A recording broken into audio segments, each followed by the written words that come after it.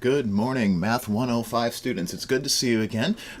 This week we are going to take our first step into thinking about the arithmetic that goes into communicating around percentages. Percentages are one of the most common kinds of quantitative pieces of information that are thrown around in popular culture, in media, in politics. They suffuse the retail industry. Percentages are literally anywhere you look. When you see numbers out in the world, chances are a lot of them are going to be percentages. And there's a lot of misunderstanding and a lot of miscalculation around how percentages get calculated, how they get used, how they get interpreted, how they get understood. And so the goal of today's live stream is to sort of take an expansive view about percentages. Where are some of the places that they show up? And in particular, we're going to focus today on examples where percentages show up around communication about money. And in particular, we're going to look today at how percentages get used to communicate information about tax rates. We're going to specifically look at income tax and sales tax rates today. And then also how percentages get used to talk about markups and discounts.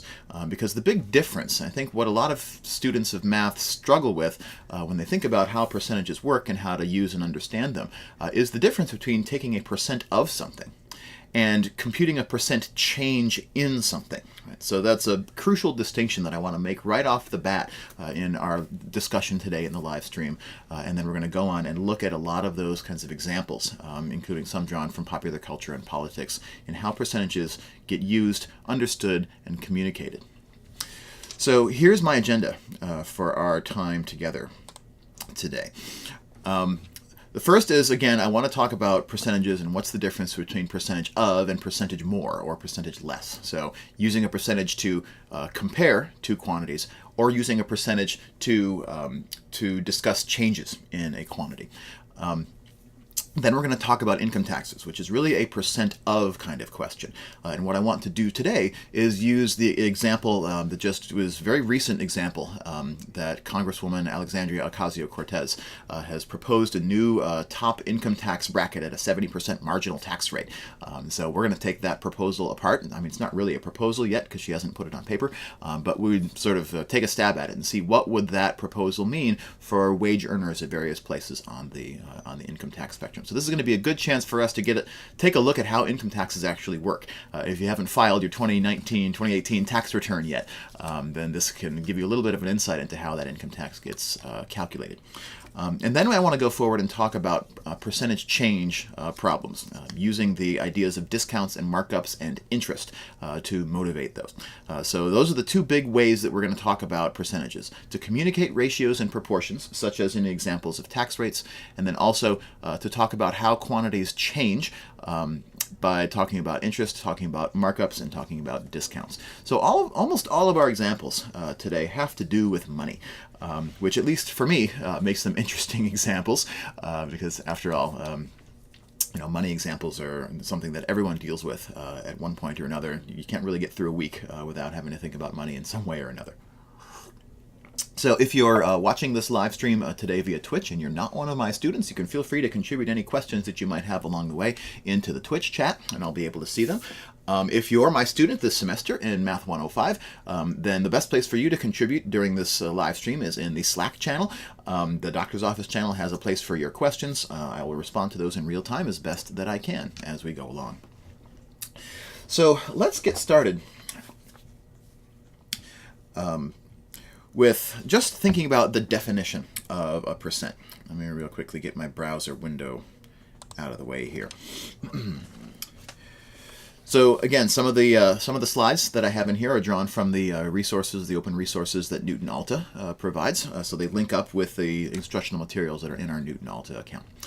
So first and foremost, what in the world is a percent?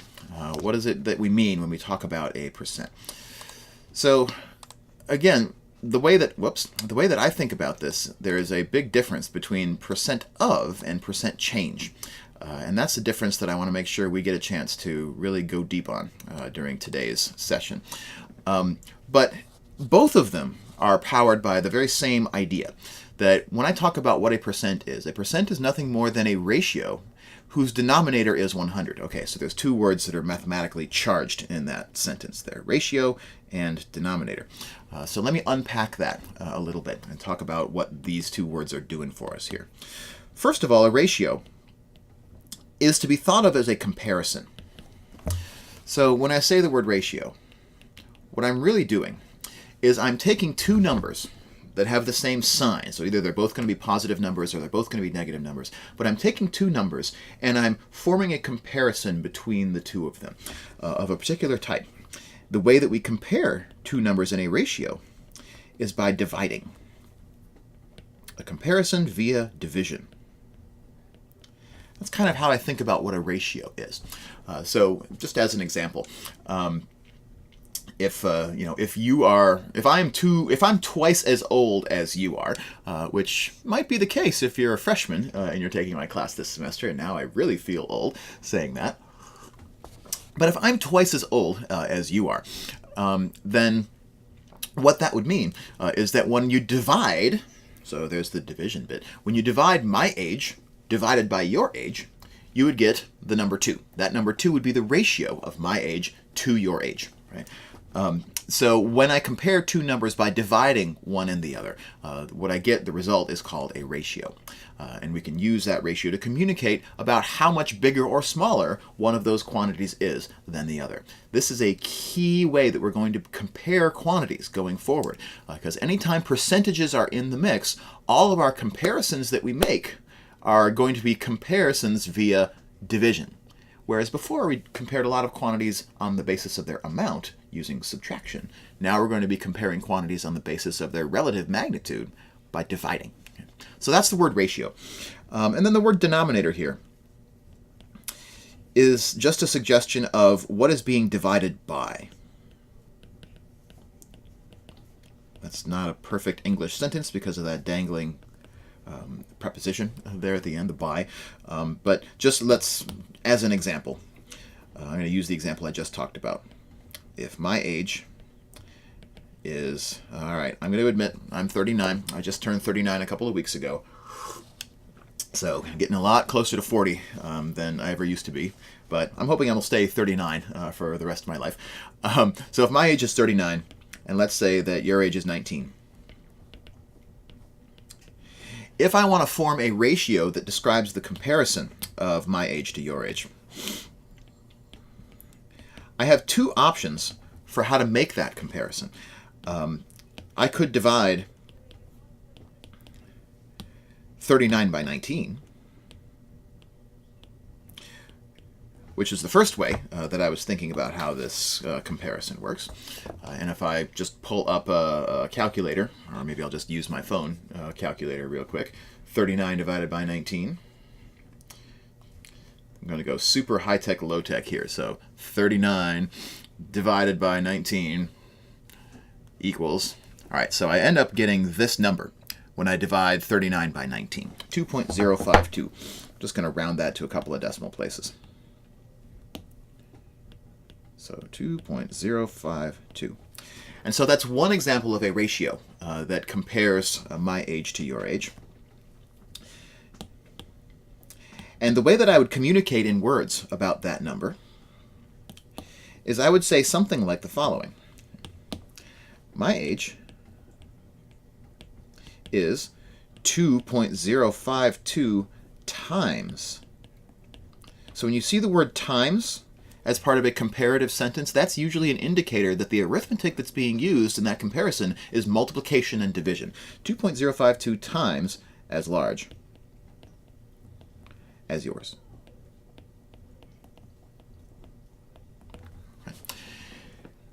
But here's the thing about division. Division is not a commutative operation.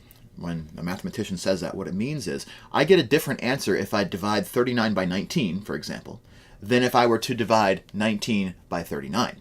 Right? If I reverse the order of my division, I get a different answer. And so for that reason, it matters which number is being divided into and which number is being divided by. And so just as a matter of vocabulary, we say that the first the first number in my division problem, we call it the divisor, or sorry, the dividend in mathematics, we call that what we're dividing into. So I'm dividing into 39, and I'm dividing by 19. So when I divide by 19, we also give that number, the 19, the thing we're dividing by, we call that the denominator in my division problem. And I call what we're dividing into, we call that a numerator. So let's get all of this vocabulary down, because I'm going to keep using it for the next several weeks. So let's try and get used to it. So the ratio 39 to 19, okay, taking the numerator of 39, the denominator of 19, dividing into 39 by 19, having a dividend of 39 and a divisor of 19. That ratio, 2.052, gives me the comparison that allows me to say in words that my age is 2.052 times as large as your age. All right, so that's how a ratio works. And returning to the definition of a percent is a ratio whose denominator is 100. In other words, it's always what we get when we divide by 100. So another way to understand what percent means, just as a word, is what this sentence is telling me is a percent means a division problem, a ratio, a division problem by 100, a division by 100 problem. So that's how we're going to understand what percentages are and what they mean. Let's look at the example that's on this slide right here. According to the Public Policy Institute of California, 44% of parents of public school children would like for their youngest child to earn a graduate degree. So 44% of parents want their kids to go to graduate school and earn a graduate degree. What is this percentage as a ratio? So again, all we're doing here is returning to the definition of what percent, per means for every, cent means 100, for every 100. So 44% means 44 of every 100. So for every 100 parents in the sample that was asked in this particular study, 44 of those 100 wanted their kids to earn a graduate degree. 44 of every 100. Well, what does that mean? That means a ratio. This 44 here is my dividend, or my numerator. It's the top of my fraction. It's what I'm dividing into. This 100 is my divisor, my denominator, what I'm dividing by.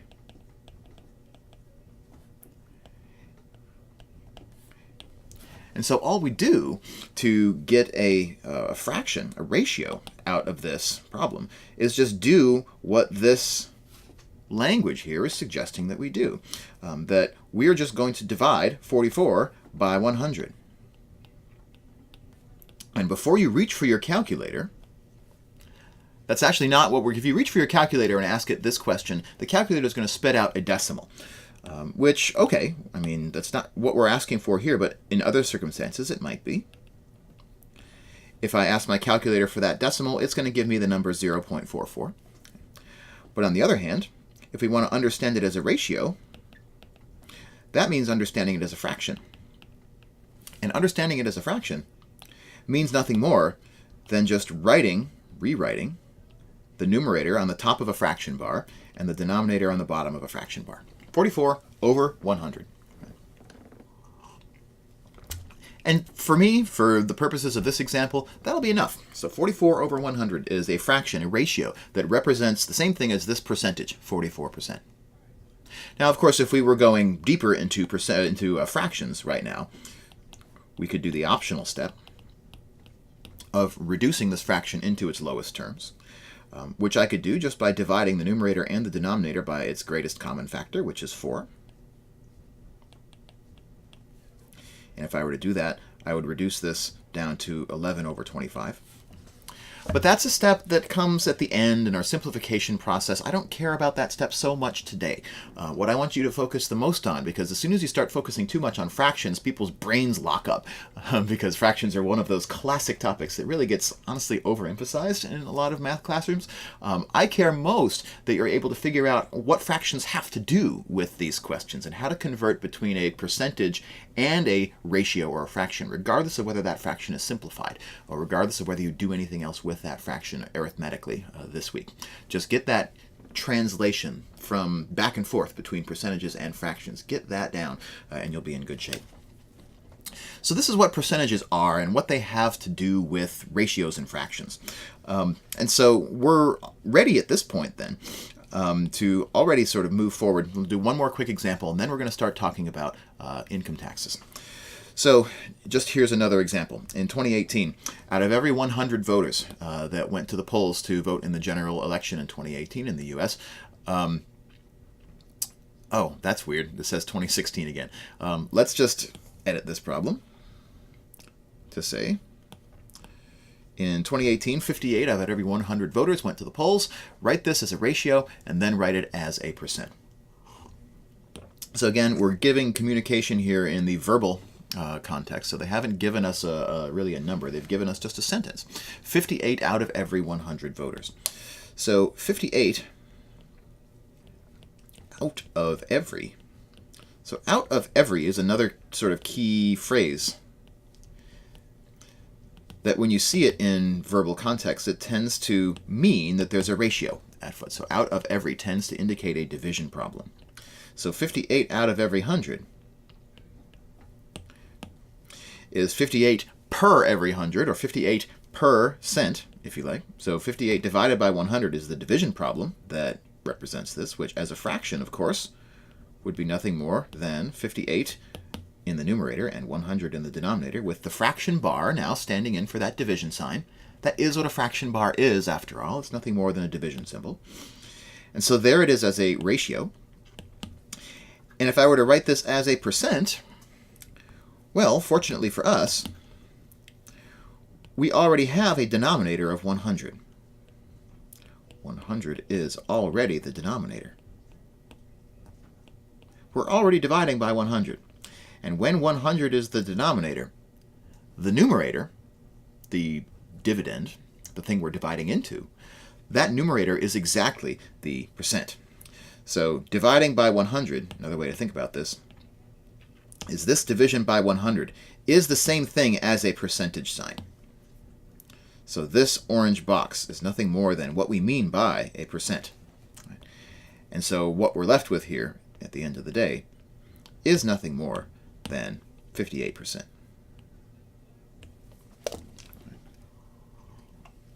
So there wasn't much work to do here other than this was really more of a translation out of the verbal description of a percent into an actual number, and looking at that number in a couple ways, as a ratio and then as a percentage to communicate this percent.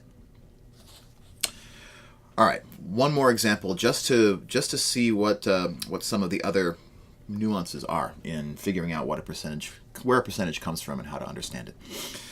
Suppose I want to go the other direction. If I have a percentage like 24.5%, how do I convert that percentage into a fraction instead to understand it as a ratio?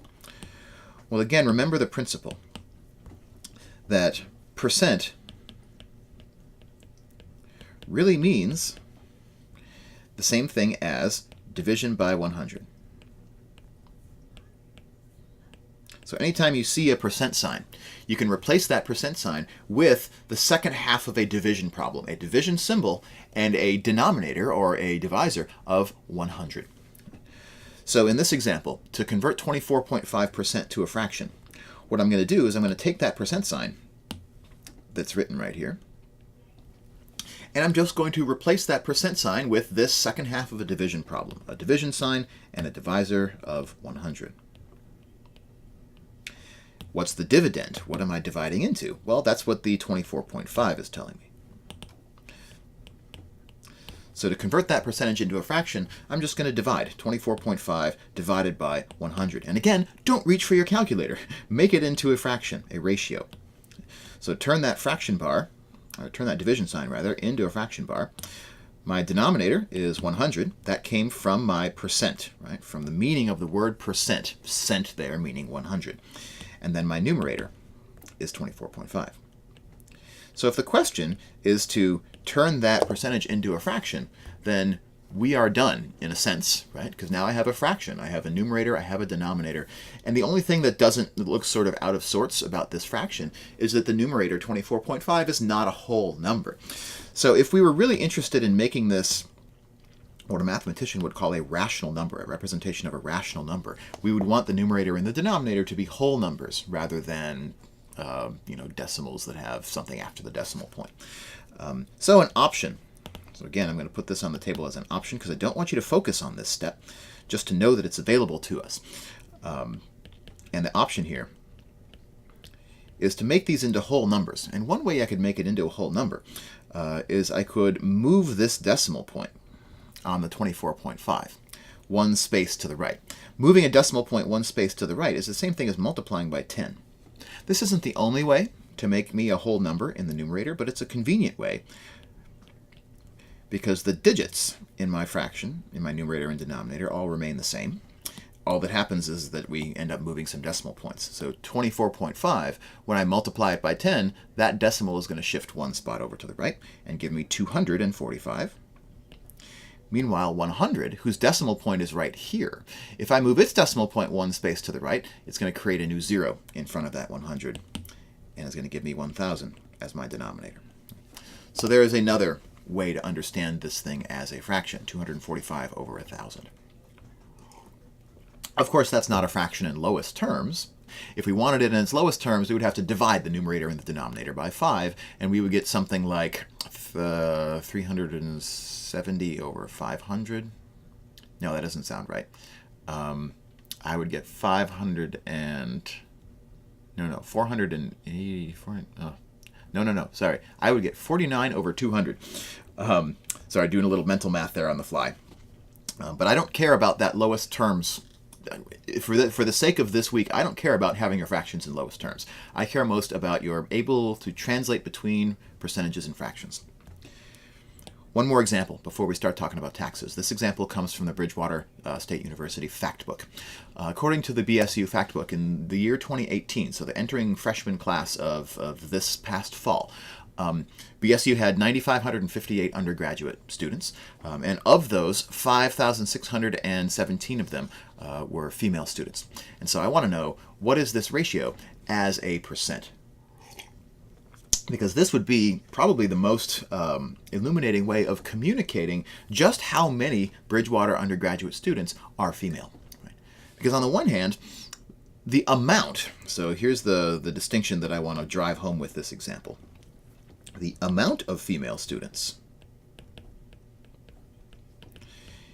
is a number,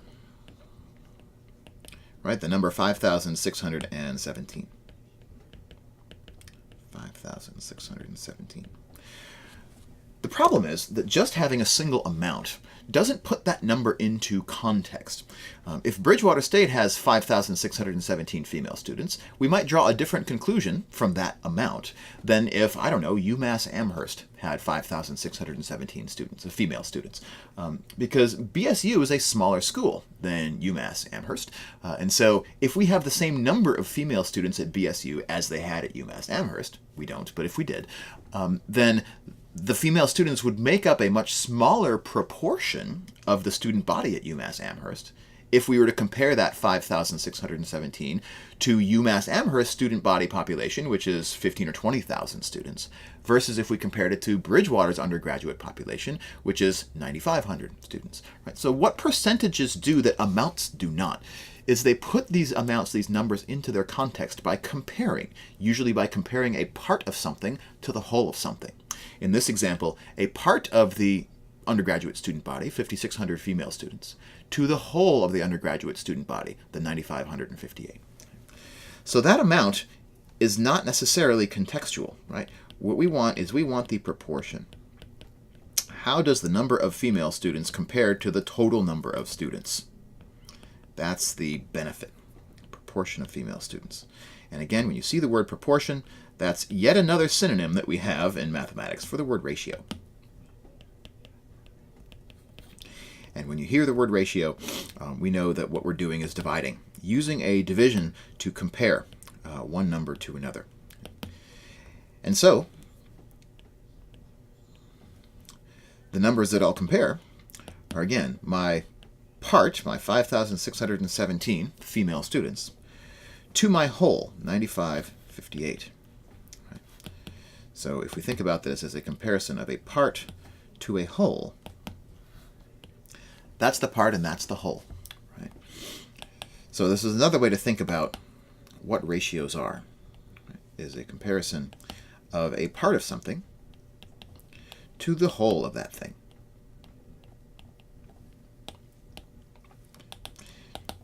And that, by the way, is kind of what makes it a proportion. And so in this example, that division becomes 5,617 divided by 9,558. I'm going to use a fraction bar to denote that division. But again, it's just a division, so don't be fooled. And this is a place, if I want a percent at the end of the day, I need the denominator in my ratio to be 100. So there are some schools of thought. I don't particularly like this one, but it works sort of from a computational perspective. One way of understanding what a percentage is it's the missing numerator in this proportion problem. 5,617 female students out of the 9,558 student body is equal to whatever my percentage is out of every 100. Right? So after all, percent means out of 100. And so this fraction, this ratio on my left-hand side, is equal to this ratio on my right-hand side exactly when the number that I put here, the dividend, the thing I'm dividing into, the numerator, is equal to the percent. All right, so one way of doing this is to solve this proportional reasoning problem. This is not my favorite way of doing this, but I feel like I want to show it to you anyway, because I know a lot of people do latch onto this as a way of solving a proportion. So the way to do that would be just to put in an unknown variable, let me call it x, as my percentage up here on top. Then I just have to solve this proportion for x. And the way that people usually latch onto to solve a proportion is to, oh gosh, crisscross applesauce, right? It's take the numerator of one fraction, multiply it by the denominator of the other, and then vice versa. And those two cross products need to be equal if these two fractions are equal. You can tell from the tone of my voice that I'm not thrilled. Just from a teacher's perspective. From a practical perspective, this is fine. It will get you your answer, but I don't think it does much in the way of actually helping us to understand what's going on in these problems. But I'm going to hold my nose and finish this reasoning. So I'll take the 5617 times 100. That would be 5,617. 561,700 equals 9,558 times x. And then to get this x by itself, I just want to divide both sides of this equation by 9,558.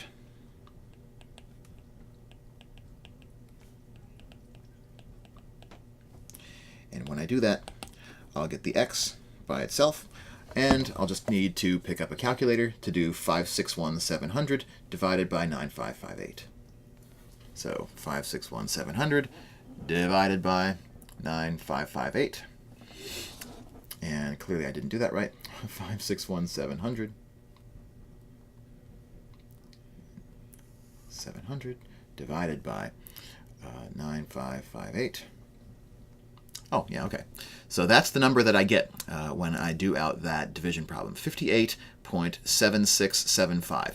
I'm going to take the liberty of rounding this off to 58.77, just to have two places after the decimal. 58.77. And so what we would say if we did it this way is that it would be a 58.77%. if we use this solve the proportion strategy for figuring out the percentage. I don't like the solve for the proportion strategy. It's kind of nice from a getting practice doing algebra standpoint, but again, from an understanding standpoint, I'm not thrilled by how this method works for us. So what I would much prefer to do instead, let me take this opportunity to just kind of blur out the work that we did over here, because I want to not focus on this as our preferred strategy.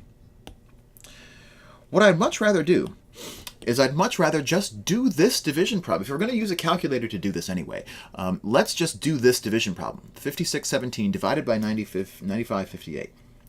Just divide those two numbers straight up. So 5617 divided by 9558. When I divide those two, the number that I get here in my decimal looks an awful lot like the number that we just got as the answer to our solve the proportion problem. And so let's just do that division. So what I've done is I've converted this fraction into a decimal using a calculator, 0.5877. Round that off to 4 places after the decimal.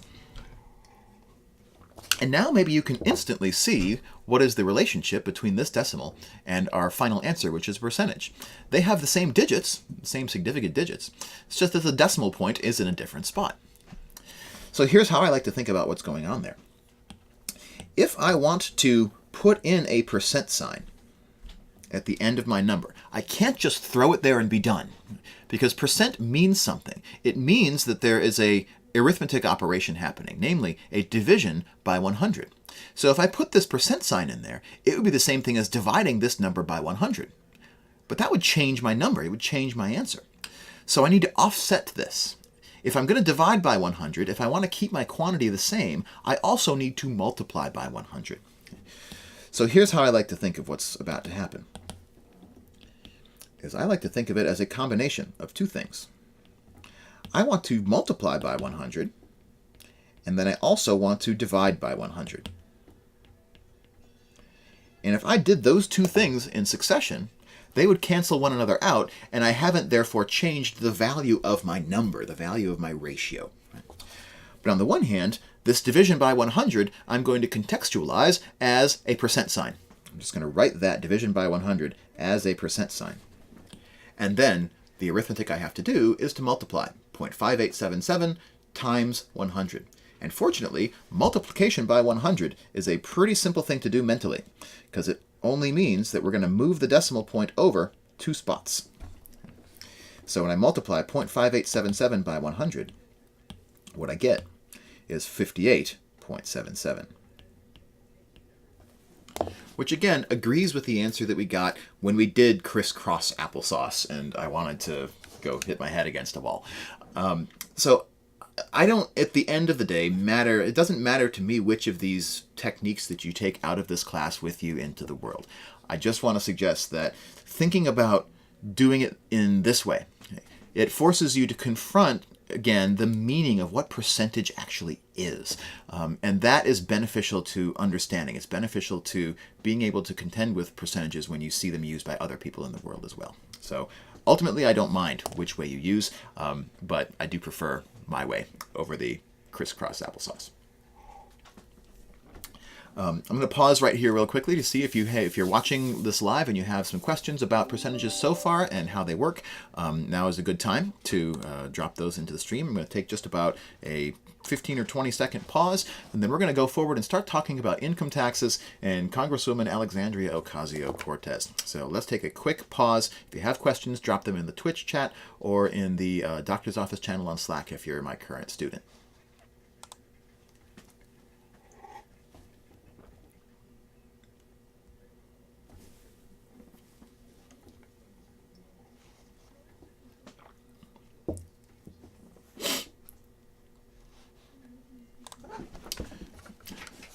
So how do income taxes work? We're recording this video on March 21st of 2019, and that means if you haven't filed your income tax returns for 2018 yet, you have about 4 more weeks, give or take, to do that by April 15th. And so this is the time of year when a lot of people are thinking about how their taxes, how their federal and state income taxes are computed, and what one can do about them sort of from a political standpoint. So I want to take some time today to think about income taxes. How do they work? What is the particular nature of how the income tax structure in the United States is set up? It's actually different at the federal level than it is on the state level, at least here in Massachusetts. And then want to use that as a platform to think about percentages again, and also to assess the potential impact of a proposal by Congresswoman Alexandria Ocasio-Cortez from New York about what to do with the top, what's called the top bracket of income tax rates in the U.S. So let's get started. So first of all, how income taxes work at the federal level in the U.S. is that they're what's called a tiered system. And a very simple example of a tiered system is described in this problem. So a proposed income tax charges 15% on a person's income up to $30,000, and then 30% on their income above $30,000. If a person has an income of $42,000, how much will their income tax be under this strategy? So what's going on in this problem? How do tax brackets and tax tiers work? So I'm going to just make a little visual illustration, a diagram of what's going on in this paragraph here, just to get us a visual representation of what's happening. So what we could think about is I have a certain amount of income, and in this particular description, in this particular paragraph, there are 2 different ways in which that income is getting taxed. There are 2 different percentages. There's a 15% amount, and there's a 30% rate at which my income tax is getting computed. And this 15% is how much the first $30,000 that I make is going to be taxed. So 15% up to $30,000. So up to $30,000. So everything, all my income from 0 up to $30,000 is going to get taxed at this 15% rate. And once I start making more than $30,000, so from my $30,001st dollar on, that income is going to get taxed at the higher rate of 30%. So if I'm the person in this problem whose income was $42,000, let's think about how their income is going to be taxed under this proposal. So here's my total income of $42,000. So I want to take my $42,000 of income and I want to put it into these brackets. So the first $30,000 of this 42 that I've made, that first $30,000 is going to go into the bottom bracket. $30,000 in the first bracket. Right? And so that $30,000 is going to get taxed at the 15% rate.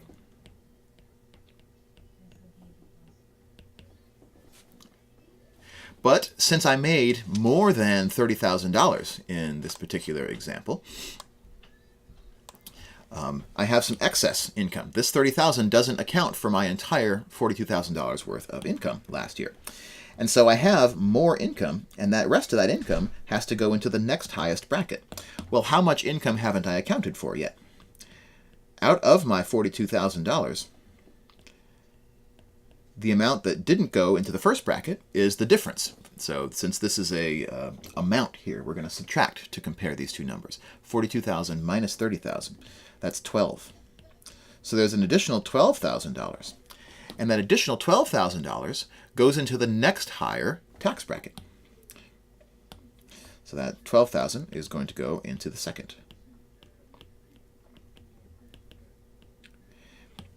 And so the little scheme that I have here for how my income tax is getting calculated is that $30,000 of my income is going to be taxed at this first bracket, this lowest bracket rate of 15%. Then the rest of my income, the $12,000, is going to be taxed here at the 30% rate. And my total tax is going to be the sum of those figures. So whatever 30% of the 12,000 is, and whatever 15% of the 30,000 is, I'm just going to add those together. And that's going to give me my total amount of income tax. So what this has done is it's given me 2% of problems that I now need to solve. So now is a good time for us to talk about percent of problems. And a percent of problem is really sort of telling us right in the verbal language how to compute it, basically. When you see percent of, the of in this sentence is going to stand for multiplication.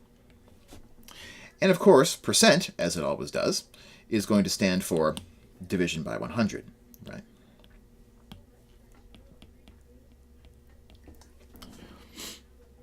And so, if, for example, I would like to know what is 15% of $30,000, then what I'm looking at is the following arithmetic. I turn the percent into a division by 100, and I'll do that step first. And then I turn the of, that little connector word there, into a multiplication sign. 30,000, right?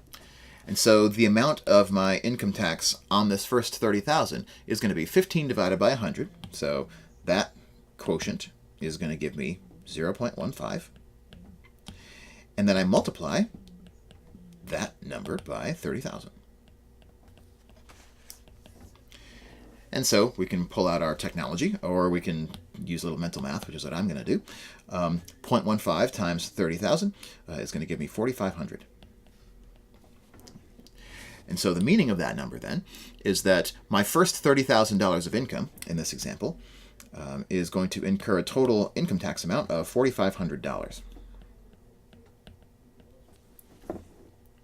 Now we just have to do the same thing for the income that's in the next higher bracket, which is getting taxed at 30%. So 30% of the $12,000 that I made on top of my $30,000, 30% of $12,000 is going to give me how much tax I pay on that income.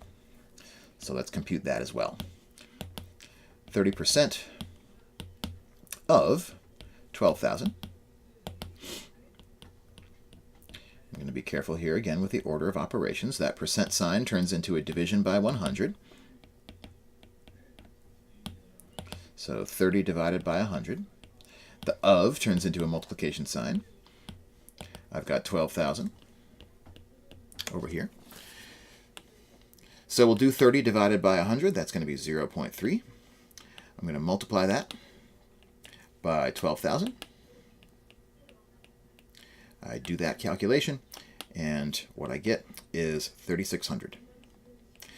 So in this example, I pay $3,600 of tax on this $12,000 of income that I made in excess of the $30,000 bracket threshold.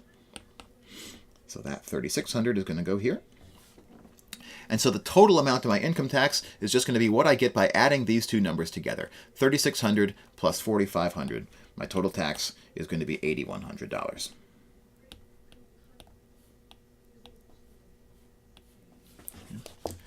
So that's how income tax brackets work.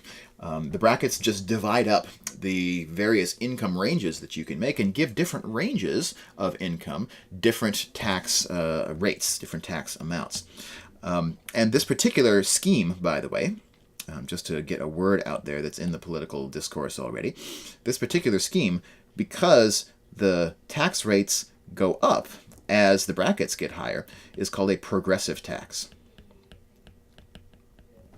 Right? The higher tax brackets get taxed at higher rates. And so the first dollars that you make in a year are taxed at a low rate, but the more that you make, the more is taken out of the excess that you make. And as the brackets go up, the rates go up. It's called a progressive tax. In every presidential election cycle, we invariably hear about the idea of a flat tax. A flat tax would be one in which there are no brackets, in which the tax rate on every single dollar of income is the same, regardless of where it falls. Your first dollar and your 50 millionth dollar would be all taxed at the same rate. That's not the system that we currently have in the U.S. So what I want to do, actually, is take a look at what the actual system is that we have in the U.S. Take a look at the actual income tax brackets for the 2018 tax year, so the one that you're about to file a tax return for. Look at how they work, and then look at a proposal for raising that top marginal tax rate that's been in the political news ever since the 2018 election. So if you give me a second to find my way to an interactive graphic. I'm going to put the link to this in the YouTube description below in case you want to play with it, because I think it's really a really good explanation of how tax brackets have worked over time. So this page also explains how tax brackets work, which is really nice.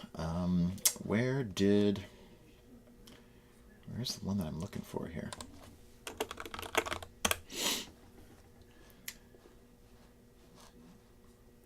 Lost my link. Give me a second here. I got to pull my link out of my notes.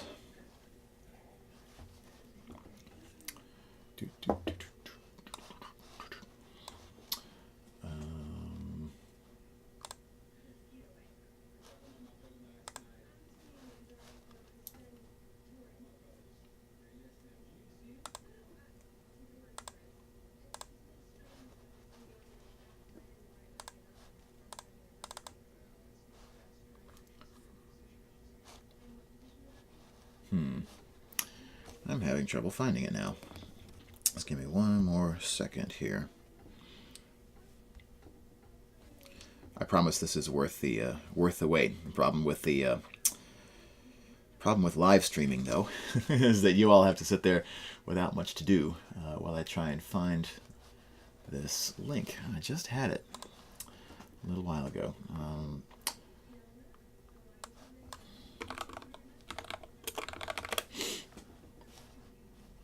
Here it is.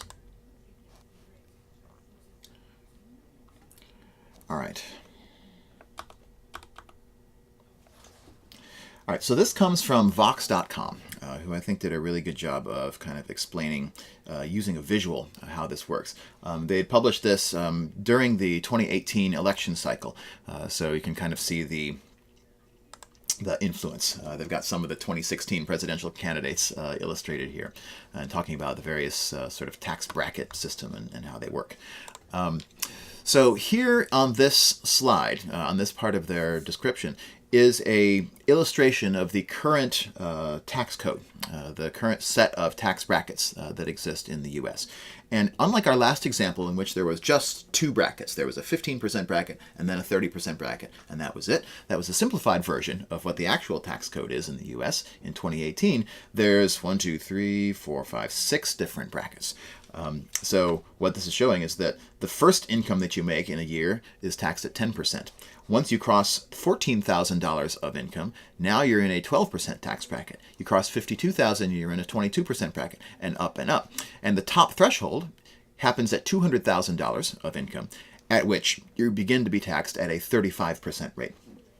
And so this rate is called the top bracket, the 35% tax rate. So any income that is earned over $200,000 is taxed at the same 35% rate. There's no higher bar. Ooh, I'm sorry. It does look like there's one higher bar sitting up here at the top. 37% for income over $500,000. So yeah, I just got nudged off the screen here. So this is a sketch of all 7 of the tax brackets that are in the federal income tax code as of tax year 2018. So let's take a quick moment and pose a question. So the reason that tax brackets have been in the news, particularly since the 2018 election cycle, is that there's been a proposal kicked around to raise that top rate. And this proposal came from Congresswoman Ocasio-Cortez from New York. She's a She's 29-year-old freshman congressman from the Bronx. And her proposal is to create a new tax bracket, so to add one more tax bracket into the tax scheme. And the rate on that tax bracket would be 70%, which sounds like a really high number. But the key is in how this is being implemented, right? It's a 70% income tax bracket, and the tax bracket is set at the $10 million threshold. And so what I want to do is take a couple of examples of individuals whose incomes we know from the 2018 tax year and figure out how her proposal might impact them. We're not going to get a chance to look at all four of these examples. I think maybe we'll do the two singers on the list, Dan Reynolds from Imagine Dragons and Ed Sheeran. Look at those two examples. You can do the other two if you like on your own. The question is, what would her tax proposal mean for the two of them? What would it mean for Dan Reynolds? What would it mean for Ed Sheeran? How would their income taxes be affected? So in order to figure this out, we're going to need to take these brackets that we're given here and figure out what these people's 2018 income taxes would have been, and then figure out what their income taxes would be under the proposal by Alexandria Ocasio-Cortez. So let's take a moment and figure out how we would do that. And maybe what we can do is add into this diagram here the proposed new bracket. So the proposed new bracket that Congresswoman Ocasio-Cortez is interested in adding is this 70% bracket here, which would be sitting over all of these other brackets, starting at 10% and going up to 37%. Those are the current brackets from 2018. But then there would be a new bracket up at 70%, and that bracket would start for income over $10 million. Okay. So it would just mean to add one more bracket into the scheme. All right, so let's figure out what this would mean for Dan Reynolds first. Dan Reynolds is a lead singer of Imagine Dragons. I'll be honest, I don't know that this is exactly what he made in 2018. It's probably not. He probably makes more than his bandmates do. But they, as a band, had disclosed their income. And there's 4 of them in the band, so I just divided that number by 4 to get his income. But probably the lead singer makes more. I don't know. Maybe they're egalitarian.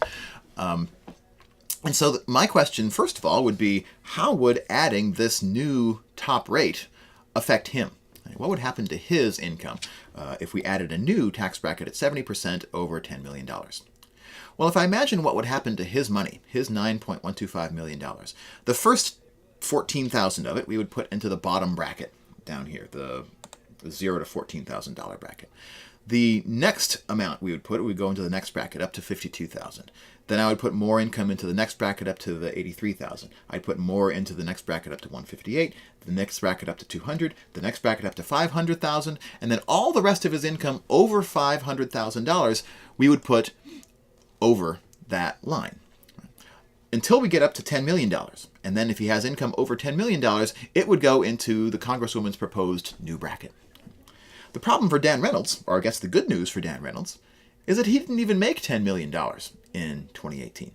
And so by the time we put all of his income into this bracket ladder, if you like, by the time we put all of his income into these brackets, none of it would fall over this $10 million line. So for Dan Reynolds, he would be unaffected.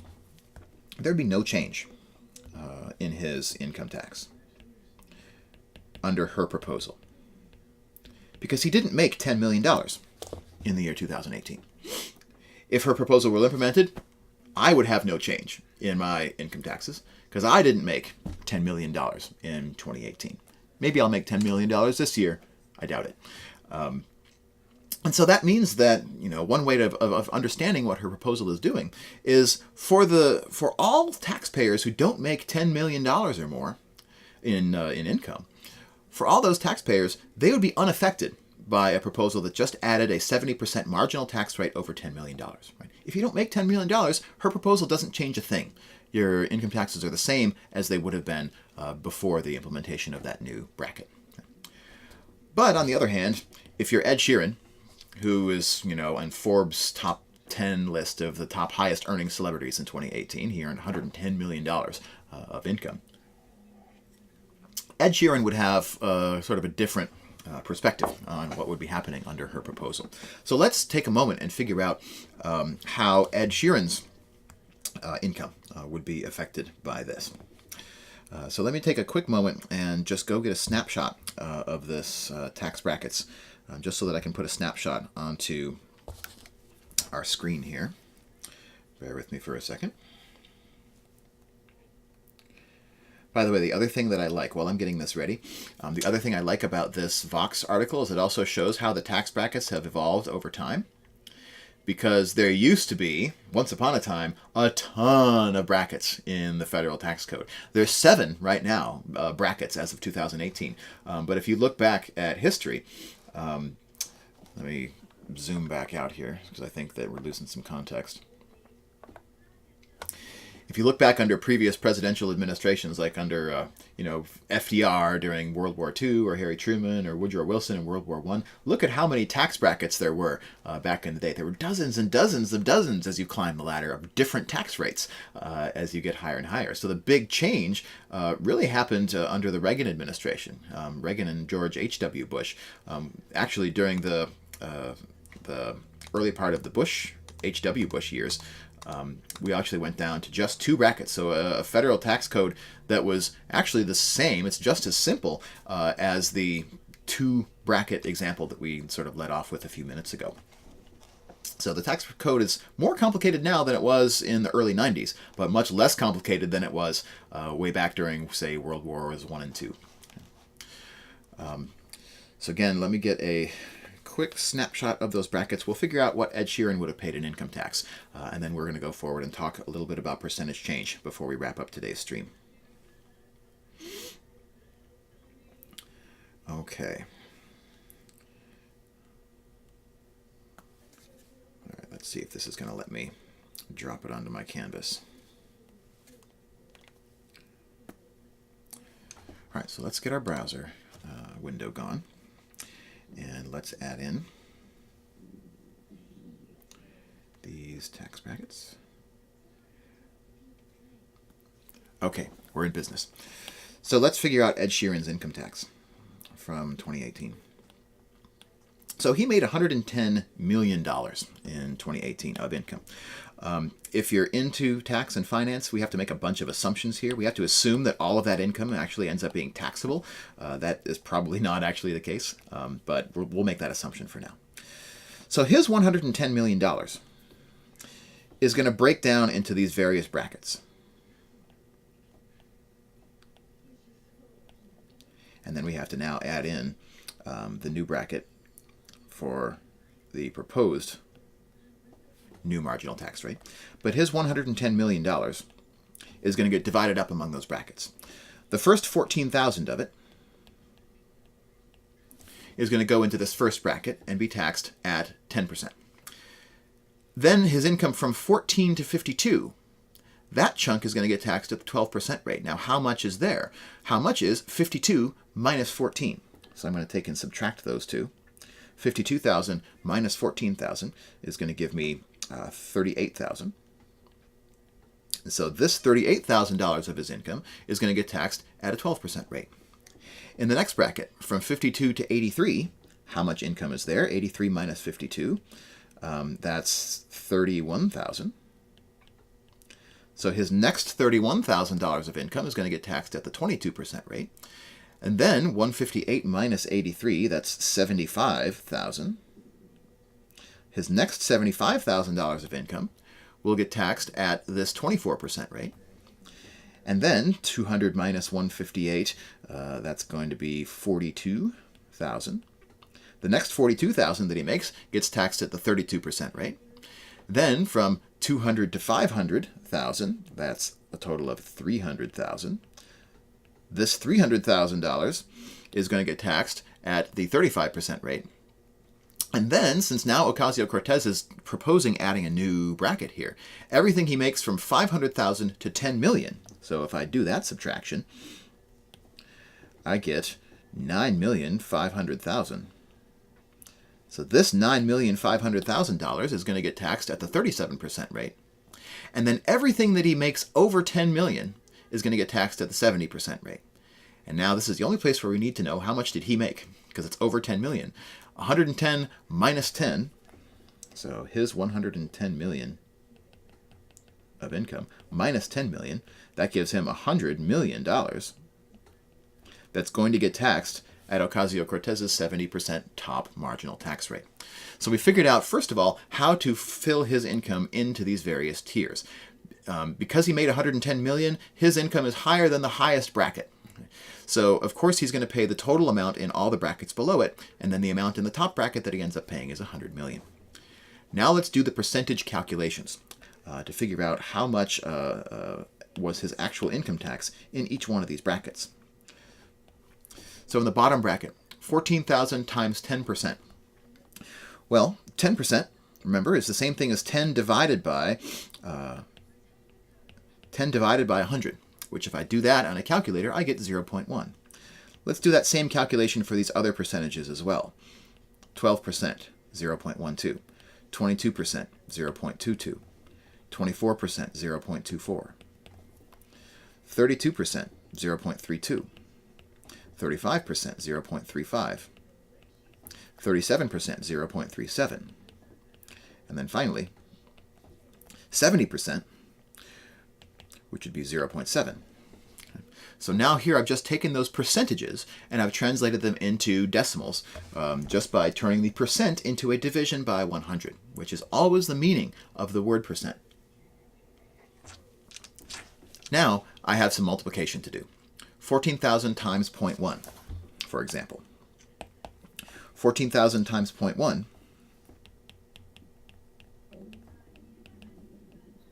is going to be $1,400. So there's $1,400 of tax paid in this bottom bracket.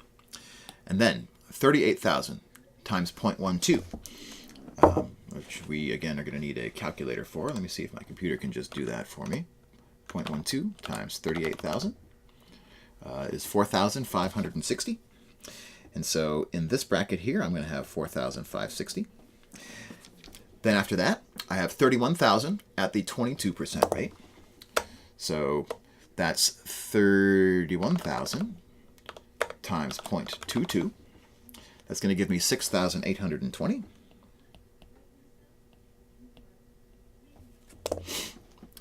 Um, 75,000 at the next rate of 24%. So that's 75,000 times 0.24. That's going to be $18,000 of tax in this bracket. $42,000 taxed at the 32% rate. 42,000 times 0.32. That's 13,440. 300,000 done at the 35% rate. 300,000 times 0.35. That's $105,000 of tax. 105,000. And then $9,500,000 taxed at the 37% rate, which today is the top rate.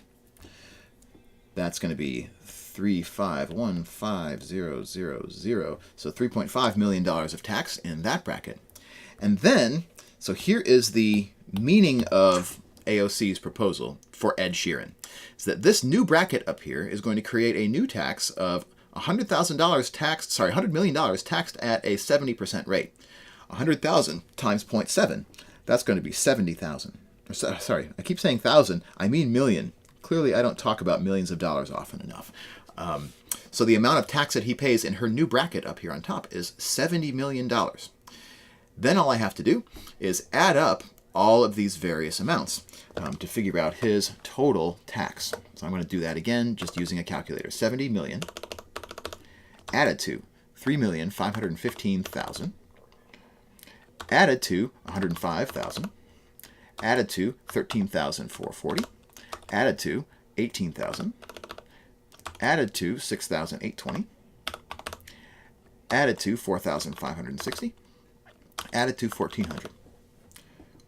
All right, and after all that adding, the total amount of income tax that Ed Sheeran would be liable for under AOC's proposed new rate, that total is going to be 73,664,000 220. So total under AOC's proposal for Ed Sheeran. Let's take just a quick moment and compare what would have happened if that top bracket had not been there. If we calculated his taxes under the current law, if we calculated his taxes under the current law without this bracket on top, then everything that he made over $500,000, so all 110 million minus the $500,000 bottom bracket, that's going to give me $109,500,000.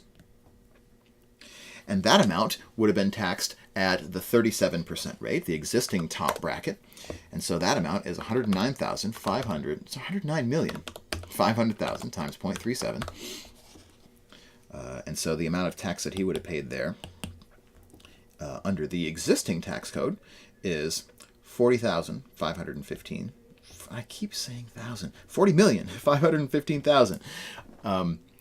And so under the existing tax, let's add up these numbers and see how much that he would have paid. So that's 40,515,000 added to the 105,000 from the next lower bracket, the 13,440 from the next lower bracket, the 18,000 from the next lower bracket, the 6,820 from the next lower bracket, the 4,560 from the next lower bracket, and the 1,400 from the bottom bracket. And there, his total tax is 40,664,220. So for Ed Sheeran, there's a pretty big difference in how much tax he would pay under the 2018 tax code versus under AOC's proposed tax code with the new 70% top marginal tax rate. There's exactly, in fact, a difference of $37,000, $37,000, $37 million of difference that he would have to, no, $33 million. $33 million of difference in the amount of tax that he would pay. So a big difference for him. No difference for wage earners underneath the $10 million mark. But for Ed Sheeran, that's a pretty big bite out of his pocketbook. So that's going to conclude our example from income taxes. I just want to wrap up. This is a pretty involved example. I want to wrap up with some quick hits about how do percentage increases and decreases work. We're talking about discounts, talking about markups, and if we have a little time, we'll talk about interest as well. Again, the comments are still open. If you have questions in the Twitch chat or in our Slack channel, if you're my current student, feel free to ask those. I'm going to take just a 20-second break, and we're going to come back and talk about percentage increase and decrease using two different approaches, a multiply and add approach, and then also a just multiply approach.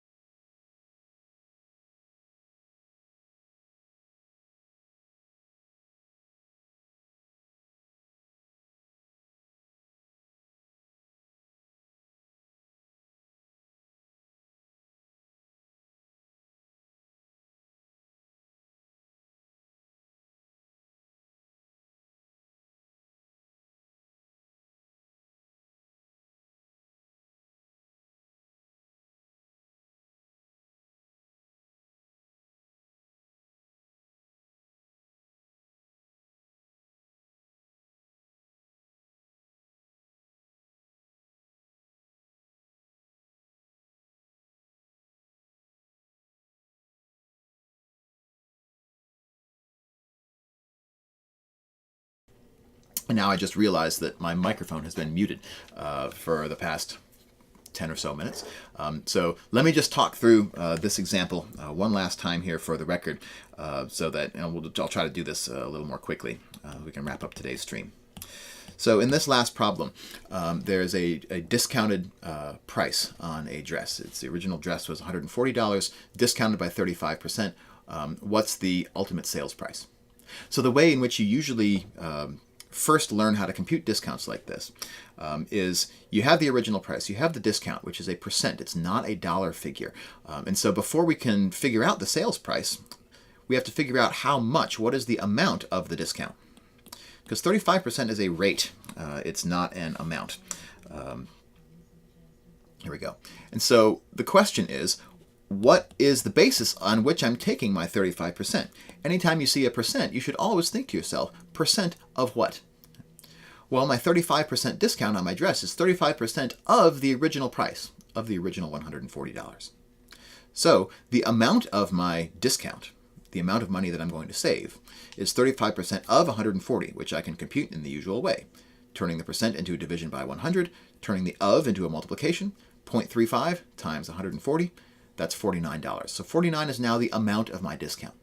I know the amount of my original price, I know the amount of my discount, and so I just have to subtract the two. 140 minus 49, I get $91. That's the sales price of this dress. And if you look at the work that we just did, we did it in two steps. We did a multiply step and we did an add step. So the first thing we did is use the percentage to determine the amount of the discount, and then add it or subtract it after that. So we multiply first and then add second. If we would add, if we were doing a markup instead of a discount. But as it turns out, this way of thinking about markups and discounts is beneficial when you're first learning how they work out in the real world, but it sort of tends to confuse people as we take the next step into algebra next week. And so I want to propose a different approach that's not multiply then add, it's add then multiply. And this is driven by the observation that the original price appears in two different places in my calculation. This $91 is the result of taking my original sales price of $140 and subtracting 35% of that same $140.